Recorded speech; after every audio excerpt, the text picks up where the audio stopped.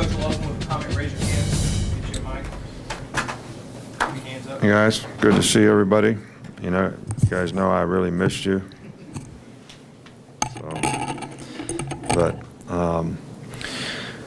Look, we're really excited about the players that we were able to attract here in this recruiting class. I know this was a little bit different in terms of having an early signing date and then finishing up today, but we were pleased with the guys that we were able to attract.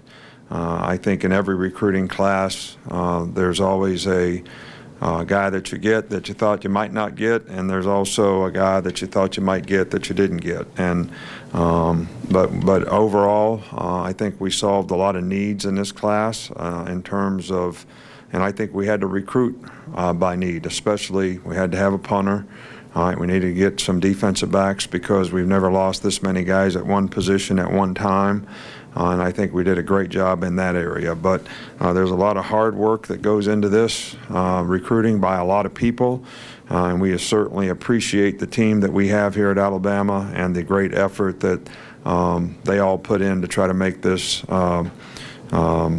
class one that can really complement the players that we have now and, you know, add to the future success of our team.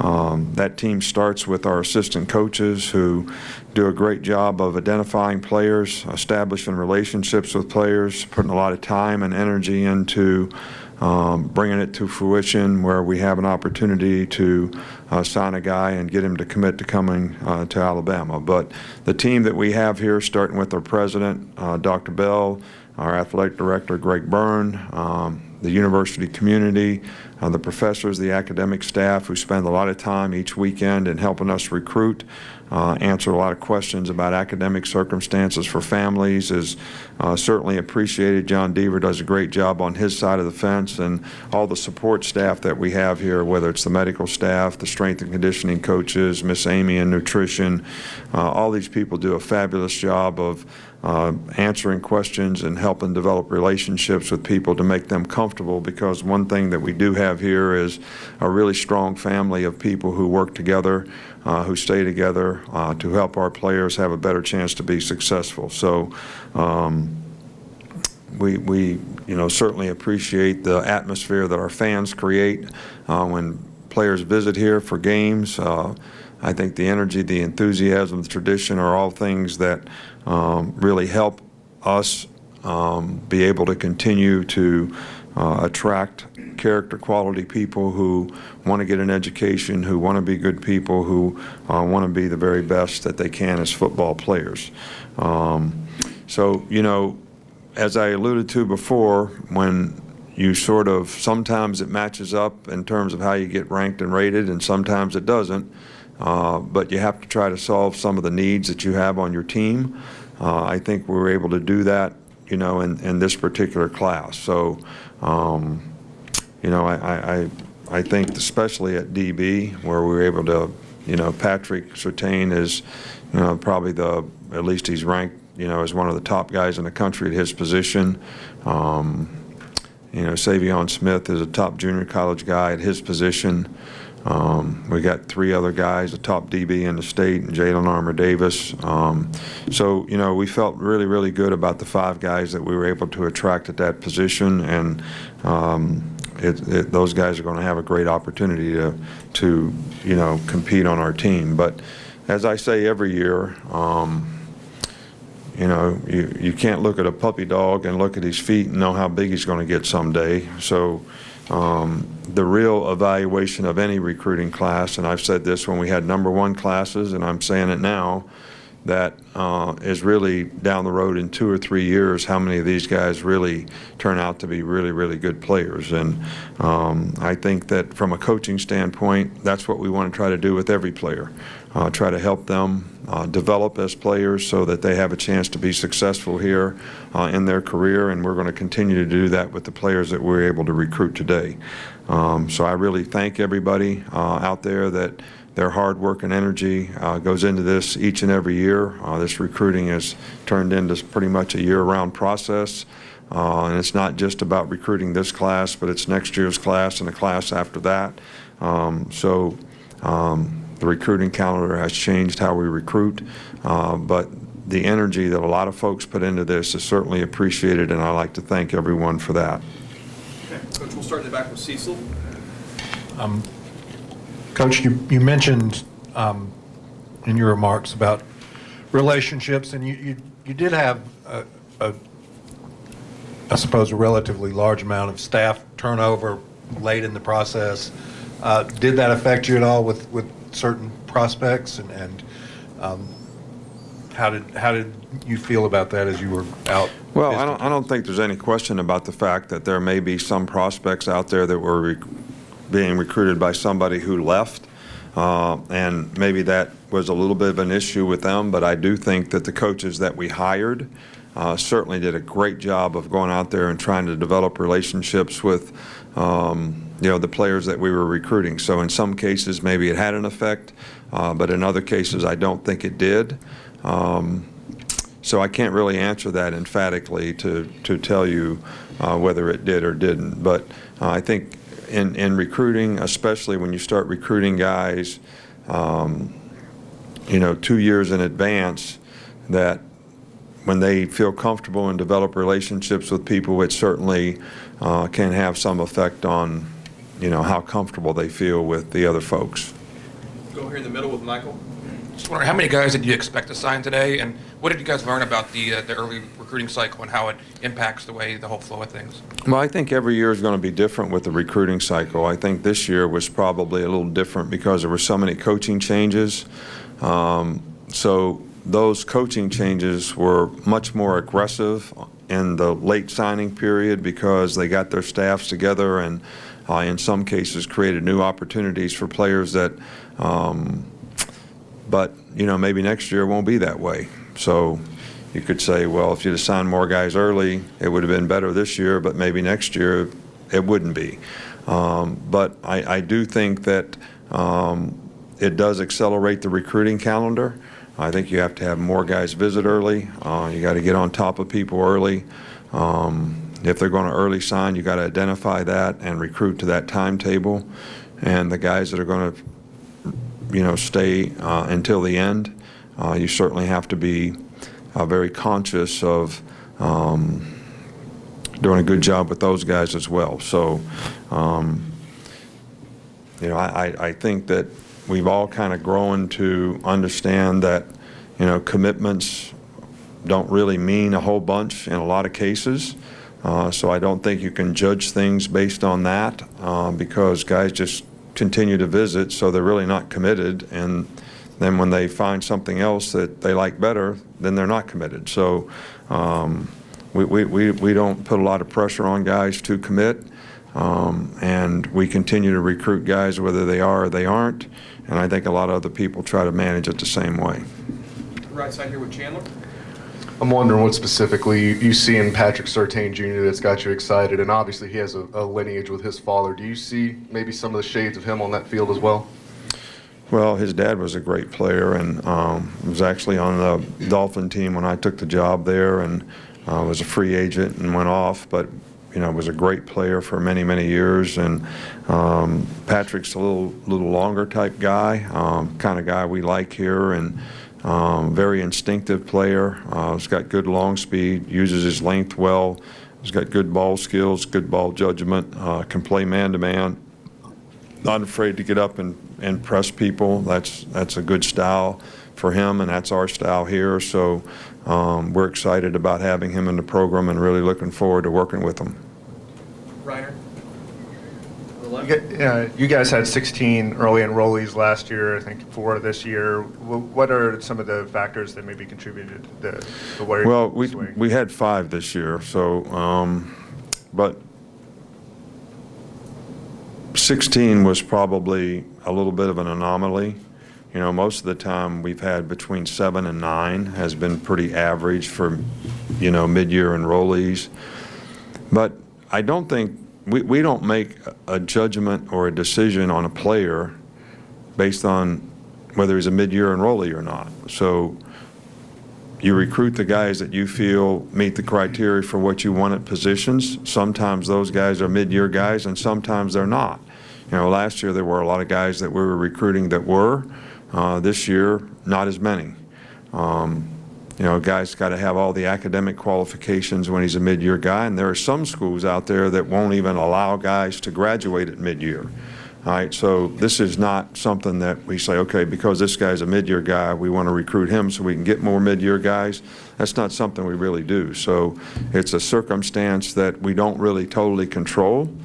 We don't really try to talk guys into being mid-year guys. There are advantages if they want to do it in terms of their college development, because they're going to be here in a time where they have more time to adjust socially, academically, as well as to learn what to do from a football standpoint, because they can go through spring practice and off-season program and all that. So I don't know how to answer that question because it's not a part of the evaluation process.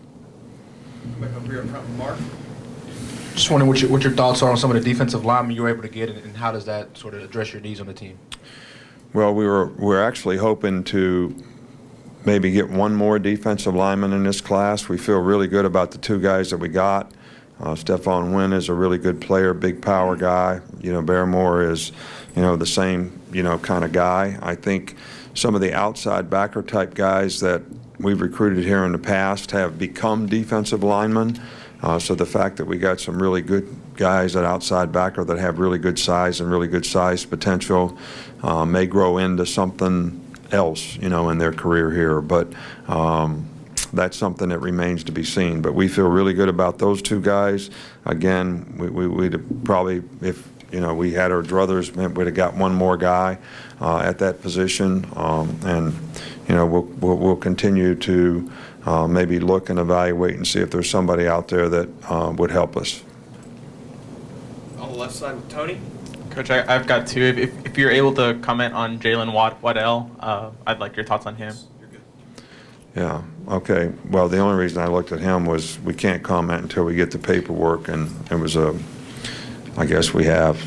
Literally 10 seconds before you ask. Okay. There you go, good timing. Well, Jalen is an outstanding young man. I mean, really a good person.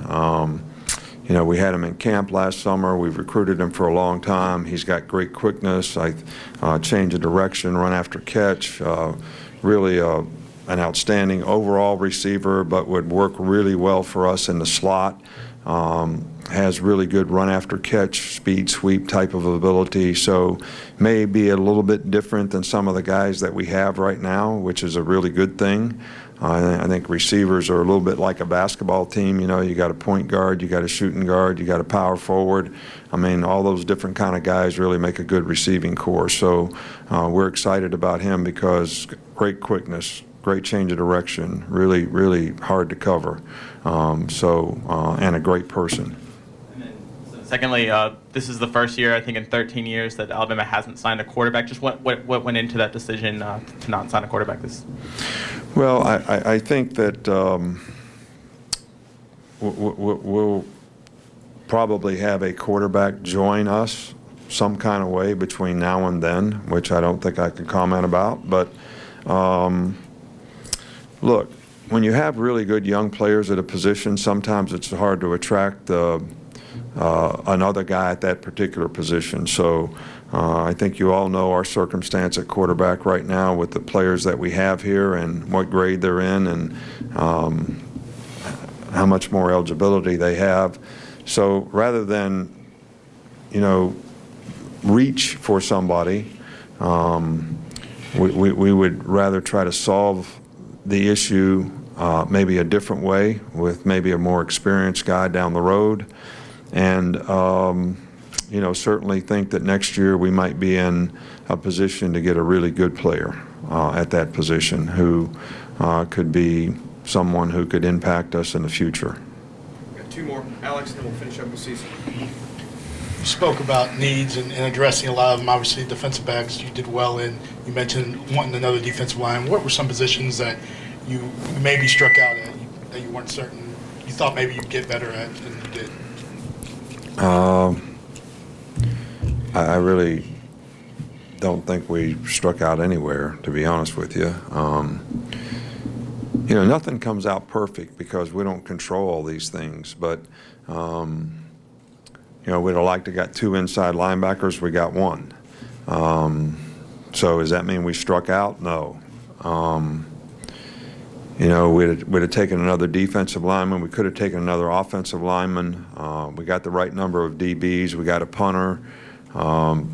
You know, we redshirted a kicker from last year's class, what really counts in this year's class, so we couldn't really take a full class this year from a number standpoint. So I don't really, in a perfect world, if we could say we could recruit a perfect amount of players at every position, I think I've already mentioned the positions where if we could have got another guy, it would have sort of been our goal, let's say, starting out.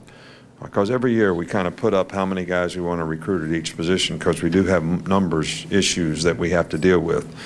So sometimes you can't really get those players because you have to, like we had to get a lot of DBs. We lost 6 guys. I mean, so 5 was the number, and we felt really good about the guys we got at that position.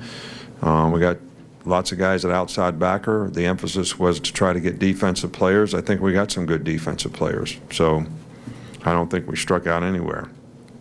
Finish up in the back with Cecil. Coach, just to wrap up, obviously you've been doing this in the Southeastern Conference, I guess it's certainly as a head coach, longer than anybody. Is it equally tough as it was 15 years ago? Is it much tougher out there? Was this year particularly competitive with all the new coaches? Well, I think it is very, very competitive. I think what's the most competitive thing we do around here is play a game. The next most competitive thing we do around here is recruit players, and that's the way it is. So, and you know, we won a lot of battles in this recruiting. I think, you know, continuity helps you win battles in recruiting. Relationships help you win battles in recruiting. Guys seeing that they have an opportunity to contribute to your team. In some cases, maybe looking too much at where they can play early rather than where they can develop to be the best players. But I think all these things sort of contribute to, so to say it's any easier to recruit now than it used to be, I can't really say that.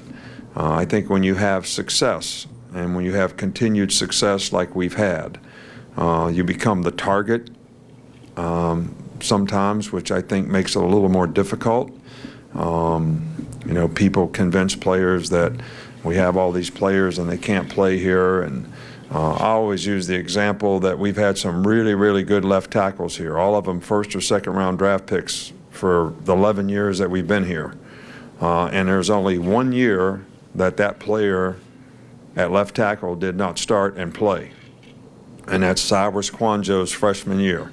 Every other left tackle we've had has started as a freshman. All right, but if you get out there in recruiting, they act like we got 10 Cam Robinsons here. All right, we only had 1. All right, and he played every down that he was here that he was healthy. And so did every other left tackle. So I think, you know, sometimes quality is misconstrued with quantity.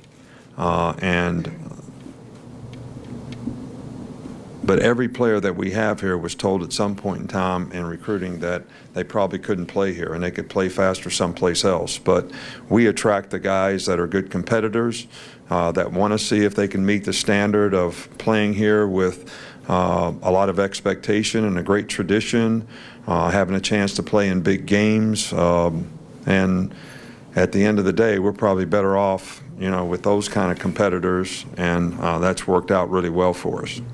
Okay, Coach, that's all we got. All right, thanks, guys. Appreciate it.